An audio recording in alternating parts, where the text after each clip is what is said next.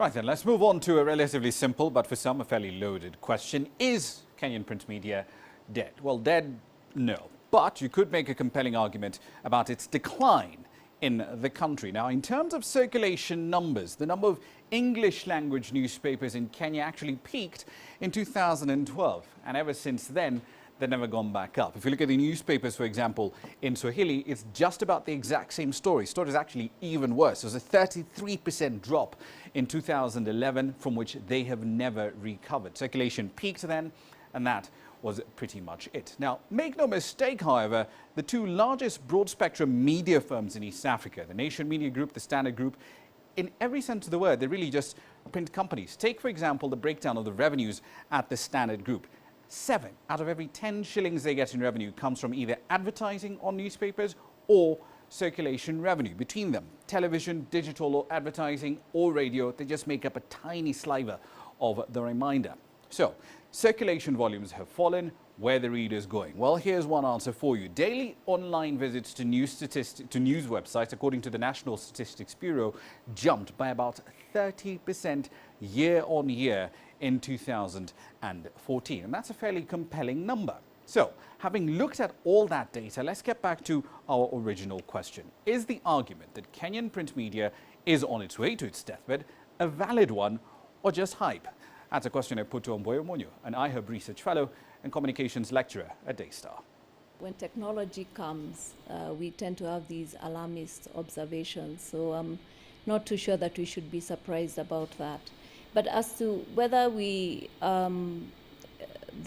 has peaked and will never go back up again, that's something that's probably true, to be honest. I think at this point we are seeing that new technologies are coming in, and not only new technologies are coming in as far as how news is distributed and consumed, but the consumers are behaving differently. Where do people get their news?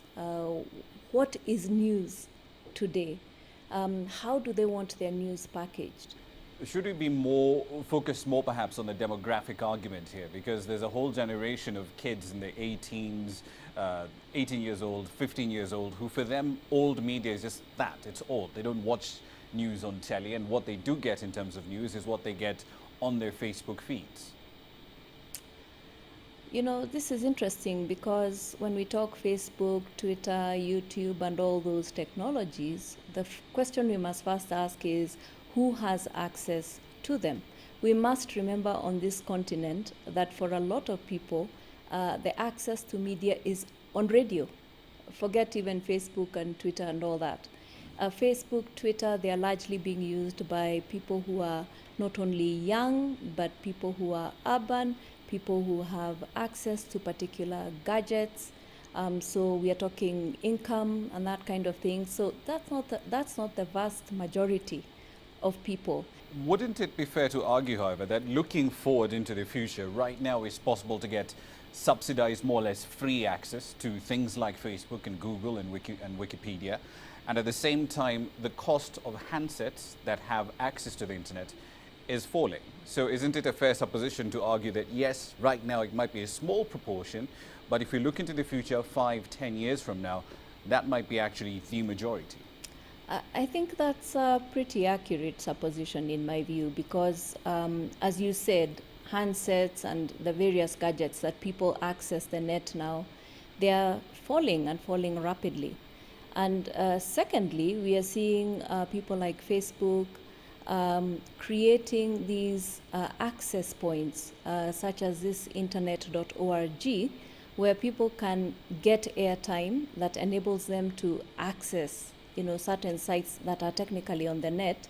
And so, that will be accessible to a lot more people than are able to access it now. So I'd say your supposition at this point holds quite a bit of water. Would it be fair for us guys in media to be concerned that perhaps we're losing control over how our content is accessed, especially when companies like Facebook are forming partnerships with Guardian, the BBC, and they determine how our content is viewed through algorithms that we effectively have no control over?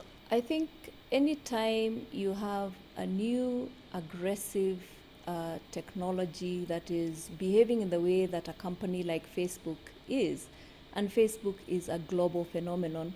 I think, yes, you must pay attention and you must be concerned, because even looking at what Facebook said about its plan when it opened its sales office in South Africa, and it's planning to spread to other parts of the continent, I think they said they are very deliberately looking for new business, they're looking for new advertising, and they're intending to compete with who is here.